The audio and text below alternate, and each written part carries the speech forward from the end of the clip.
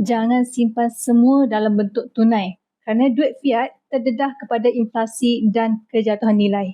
Miliki aset bernilai seperti emas. Emas ialah pelindung nilai yang terbukti berkesan dalam jangka panjang.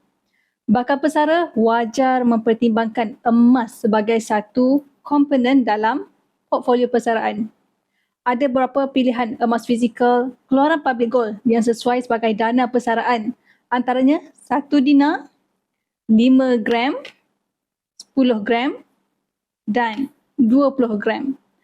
Item saiz ini mudah untuk dijual sikit-sikit setiap bulan. Jika 20 tahun tempoh bersara, bermaksud 240 bulan iaitu sebanyak 240 keping gold bar. Bagi yang dah bersedia untuk buka akaun emas bersama Public Gold, anda boleh rujuk pin video saya untuk 4 langkah mudah buka akaun emas ataupun tekan sini untuk berhubung.